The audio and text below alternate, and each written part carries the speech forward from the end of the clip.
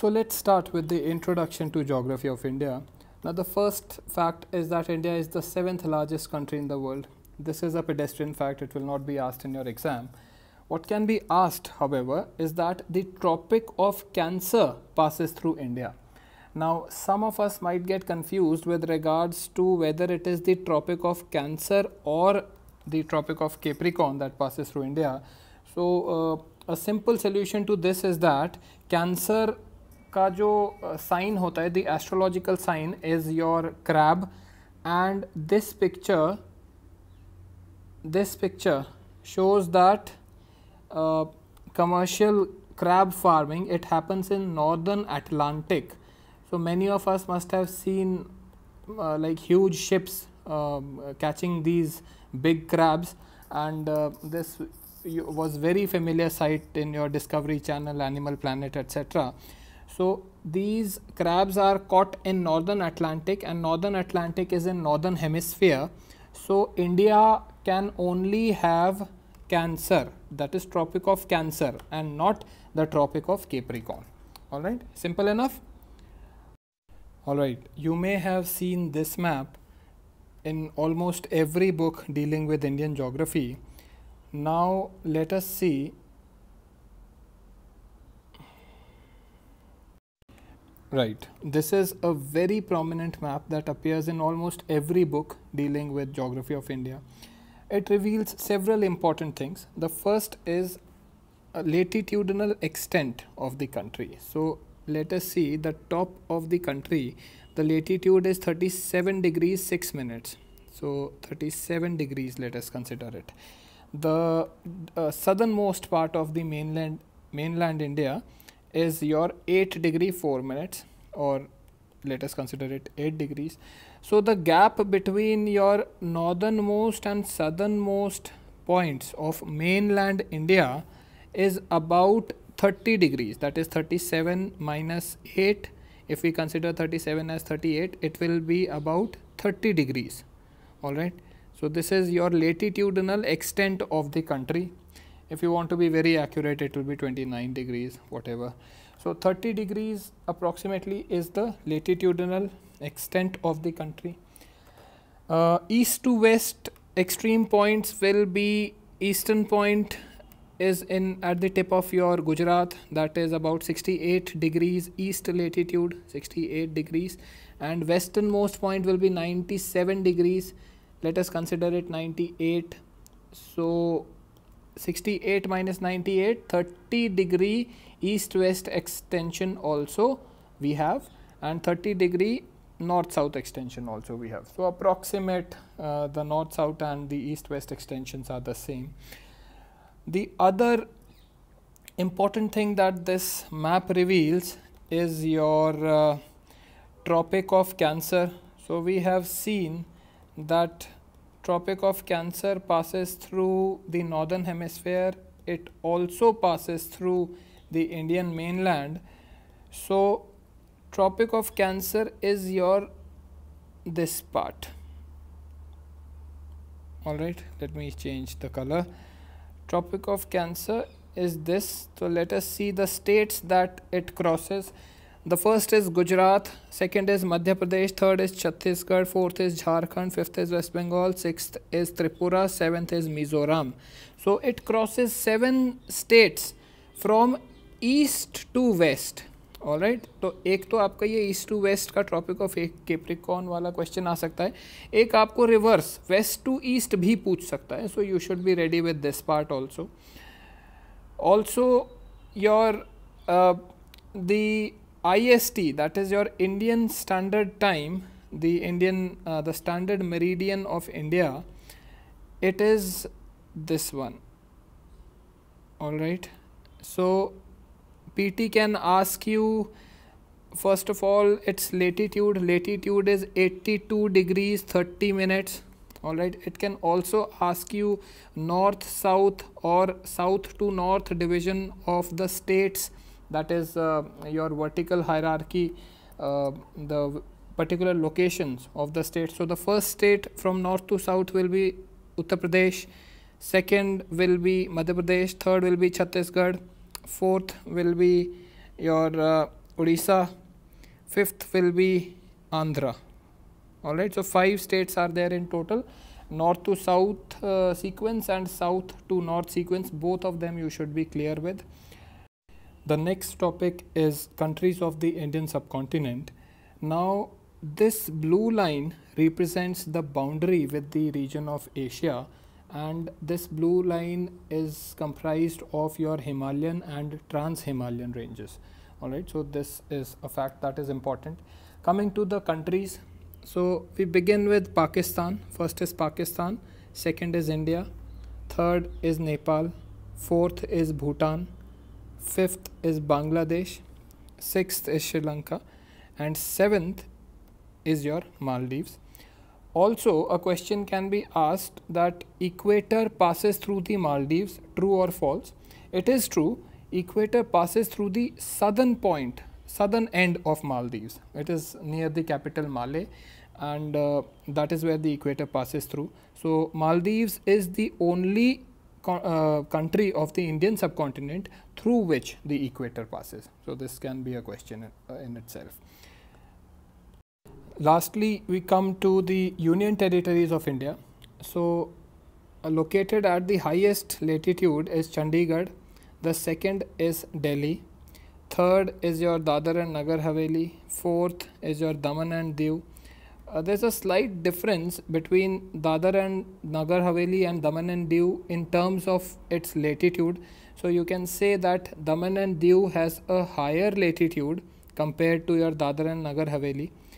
Secondly, the location of these two should be clear. Daman and Diu is at the Gujarat, tip of the Gujarat peninsula, and your Dadar and Nagar is between your Maharashtra and Gujarat region. The next UT is your Pondicherry, next is Lakshadweep, and lastly Andaman and Nicobar Islands. Before we close up, a few things. This region is the Park Strait region. Alright, this region is the Gulf of Mannar. This is your Adams Bridge, and lastly what we have is your Indira Point is given, the southernmost point of your Andaman and Nicobar Islands. Also your 10 degrees channel, which is not given in this diagram, but 10 degrees channel is what separates the Andaman Islands from the Nicobar Islands, and it passes through your southern India. Alright, so it is something like this. It doesn't pass through Sri Lanka, but the tip of your Sri Lankan northern region, and it will go something like this approximately. So 10 degrees channel is what is represented by this dotted blue line. Alright, in this slide a few things are important. The first is that the southernmost point of Indian mainland is Kanyakumari. Okay, mainland ka southernmost point is Kanyakumari, but India as a whole ka southernmost point is Indira Point. Alright, so Indira Point is the southernmost point of India, and Kanyakumari is the southernmost point of Indian mainland. So you have to be very, very careful with the language of the option in your exam. Indira Point is also known as Pygmalion Point or Parson Point. Alright, the next thing is we have already discussed location and geographical extent. We can come directly to coastline. Alright, I hope you people are able to see this. This is the coastline part.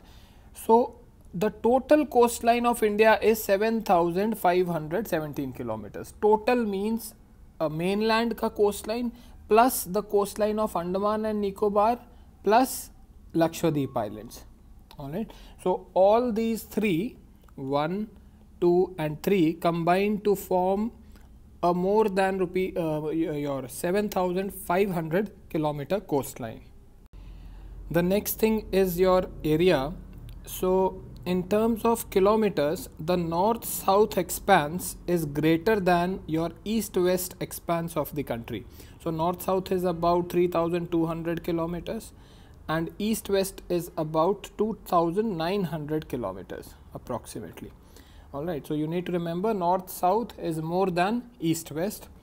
The second part is that Rajasthan is the largest state in terms of area, Goa is the smallest. The next thing is your bordering countries. So Durand line separates Pakistan and Afghanistan. Alright, Radcliffe line separates India and Afghanistan, but India versus Afghanistan, but this Indian part is represented by POK.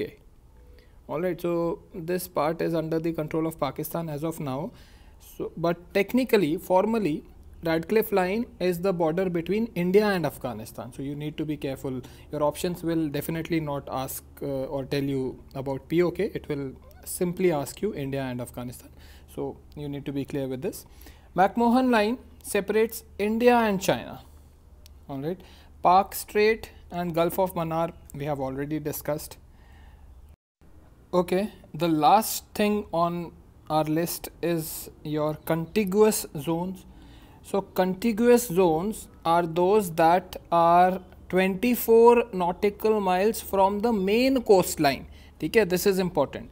So from the main coastline of the country, a distance of 24 nautical miles will comprise what is known as contiguous zones. These zones, in these zones, India has got fiscal rights or excise duty rights and rights related to pollution and immigration controls, etc. Alright, so Indian laws will be applicable in this contiguous zone. Now we can move ahead with the next slide. Alright guys, this slide has got a lot of interesting information. So the first thing is that from your mainland India, okay, let this blue line be your mainland India, a distance of 12 nautical miles will constitute what is known as territorial sea. Alright, this is a technical legal term. So 12 nautical miles tak your territorial sea exists. So for all practical purposes, this region will be considered the Republic of India. Alright. The next part beyond your territorial sea is known as exclusive economic zone. Alright, this is also a technical legal term. In this exclusive economic zone, there is a subcategorization by the name of contiguous zone. So from 12 nautical miles to 24 nautical miles, this is a contiguous zone, and if you want to calculate from mainland India, it will be a total of 24 nautical miles. Alright, this will be all. I think I have not mentioned this part. The exclusive economic zone will extend up till 200 nautical miles from the mainland. ठीक है, ये ध्यान देने की बात होती है. So from the mainland it is 200 nautical miles. Alright guys, let us see what we have next. So the black diagram shows us the different zonation of the sea. So pink color refers to territorial sea. Now this sea is 12 nautical miles from the main coastland. If we add another 12 nautical miles, we come to the orange line, that is your contiguous zone. So contiguous zone will be 12 plus 12, that is 24 nautical miles from the mainland. The last we have is exclusive economic zone, shown by the white line. Now this is 200 nautical miles from the mainland and 176 nautical miles from your contiguous zone. So you really have to be very careful with what the option is giving you, what figure, and the name of the three types of zones. So you'll be able to figure out what it is asking you. The next thing is that I had told you that India ka north south and east west is about the same, 30-degree extent. But when we consider it in terms of kilometers, your north south distance is about 3200 kilometers and your east west distance is about 2900 kilometers. Now why is this so? When we have the same distance or the same separation in terms of your latitude and longitude, why do we have a different gap in terms of distance? Now this is because the latitudes are similar in their gap. For example, if this is your equator, 10 degree latitude and 20 degree latitude, this is 20, this is 10, this is 20, this is 10, okay, 10 and 20. The gap between 10 and 20 degree latitude will be the same in all across the earth, all over the earth, all right, between any two latitudes, the distance is the same because they are parallel. The longitudes, however, behave differently. Now, longitudes are converging at the poles and they are at their maximum distance at the equator. So, if we have two longitudes, we can see that as we go nearer to the poles, the distance between two same longitude will differ. Now, because your India is not at the equator, all right, even though the two longitudes that the east and west longitudes of India are your converging as they go away from the equator, the distance between the two longitude reduces, and that is why longitude is your east and west distance, equator is your north and south distance, and this is the reason why your north south distance is not the same as your east and west distance. All right, I hope this makes sense. We can now move on to the next slide. All right, so this map explains what we have just studied. Say for example, we have two longitudes, 30 degree west and 15 degree west, and we have two latitudes, 0 degree latitude and 15 degree north latitude. We can observe that the gap between the latitude will be more than the gap between the longitude. All right, so that is why India's east-west expanse is less than north-south expanse. Okay, we can now proceed with the next part, the implications of longitudinal expansion. Okay, the longitudinal expanse.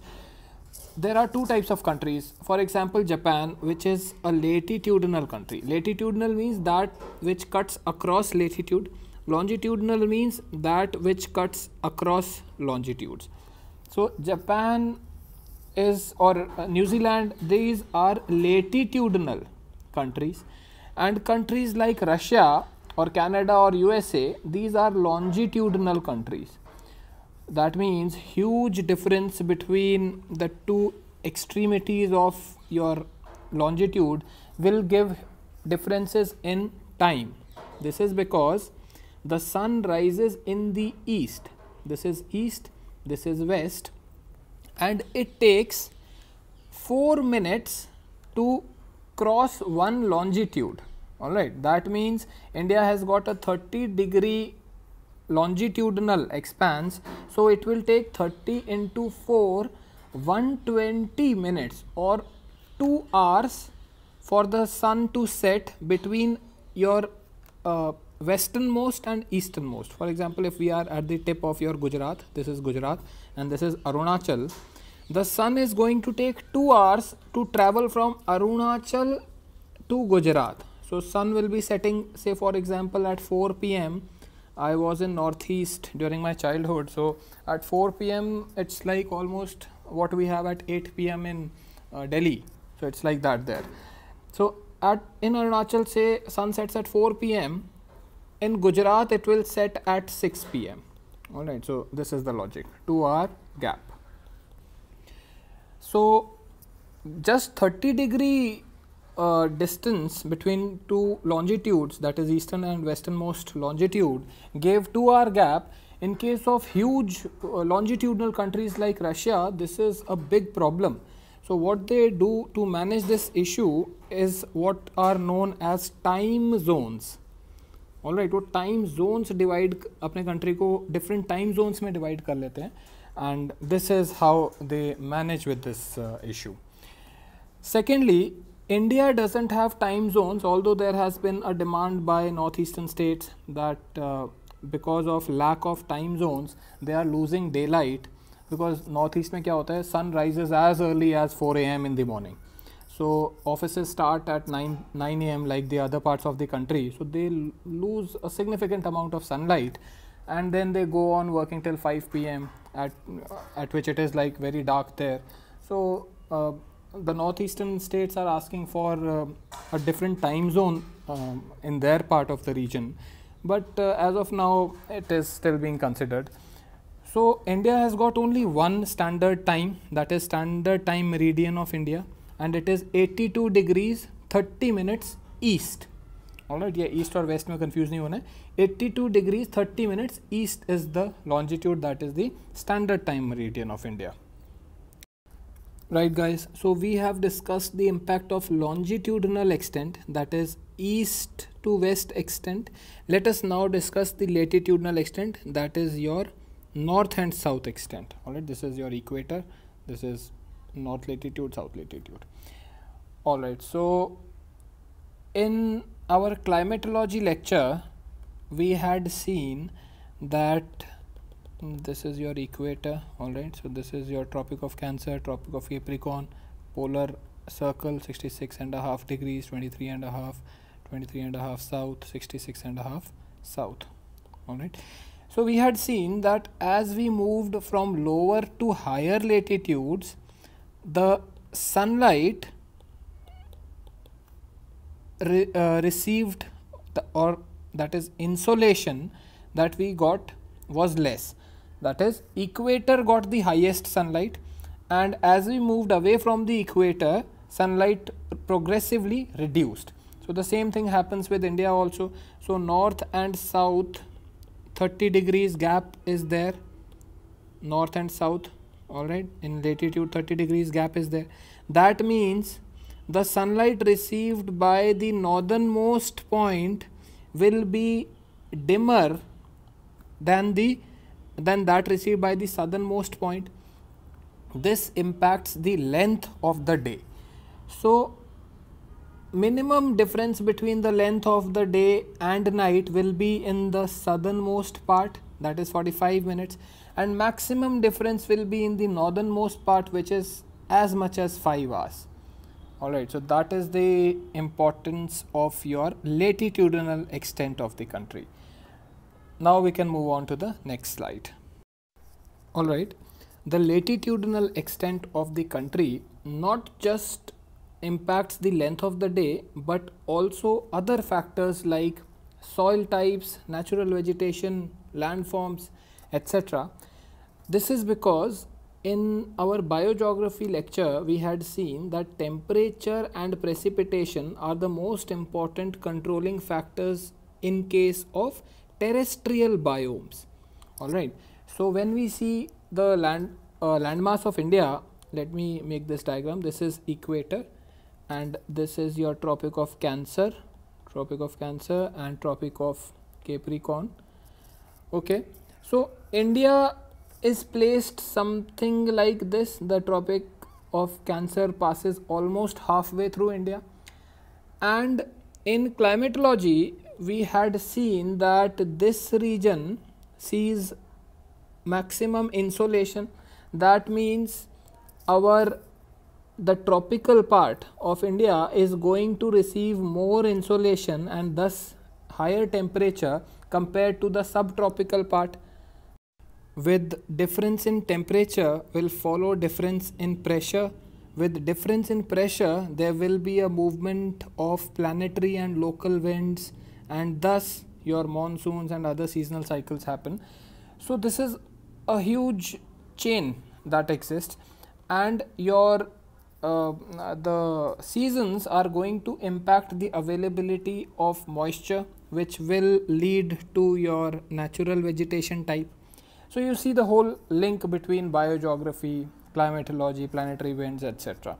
Alright, so latitudinal variation impacts these variables as well.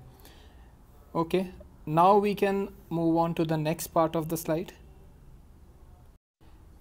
This part deals with the link between rainfall and your soil types and vegetation. So in regions of high rainfall, that is rainfall exceeding 200 centimeters per annum, we will have what is known as laterization. We have discussed the process of laterization in biogeography class. So, this laterization is going to lead to seepage of nutrients to the bottom layers of the soil, and thus what we have on top is called laterite soils. Alright. So, high rainfall will mean laterite soils. So, this is given here. In soil, in rainfalls exceeding 200 centimeters, the regions are going to have laterite soils, and laterization is mentioned here. Alright. The second thing to note is that high rainfall means high moisture. When high moisture is combined with high temperature, we are going to have abundant vegetation. So, we will have tropical evergreen forest in these regions, and these are the hot and humid regions of the country, and tropical evergreen forest will be found here. These forests are going to be very dense and multi-layered. We have already discussed this in biogeography. Let us quickly see the map where it exists.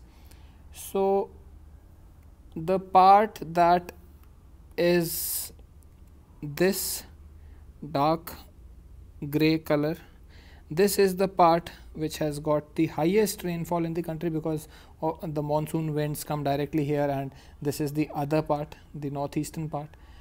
So, this region has got what we have discussed, laterite soils plus tropical evergreen kind of forests. Of course, tropical forests are not going to be in your Arunachal Pradesh. We are going to have montane forest here, but I hope you get the difference and apply the concepts that I have told you intelligently. Alright guys, in the regions of medium rainfall, that is 100 to 200 centimeters per annum, it is represented by this red color. So, this region is going to have what is known as red and yellow soil. Alright, so ये red and yellow soil यहाँ पे होता है because these regions are adjoining your regions of maximum rainfall. Laterization is not that extensive, but to a certain extent it does happen, and this leads to accumulation of your iron oxides in the top part of the soil, which gives it a red color, and the next layer of the soil will be yellow in color. So, these regions have red and yellow soils and deciduous forests generally. The next region that we have, and given by our bright green color, is your semi-arid region. So, semi-arid region is not going to have pure desert type or arid soil, but it will be sandy in nature. The vegetation will be sparse and thorny, but will include trees like kikar, babool, etc. As we move from this region, the semi-arid region, to the arid region, that is rainfall less than 50 centimeters per annum, which is shown by blue color, here the vegetation is going to be extremely sparse and will have all the forms associated with desert type of vegetation, that is, it will have thick skin and wax coated leaves, and your thorny the thorns will be there in the plants. So guys, we have discussed everything, that is red soils, yellow soils, desert soils or arid soil, the vegetation prominent features. So that will be all in this lecture. We will be continuing with the Indian geography part in subsequent lectures, and maybe one or two more lectures we should be able to finish it. Alright, see you then, bye bye.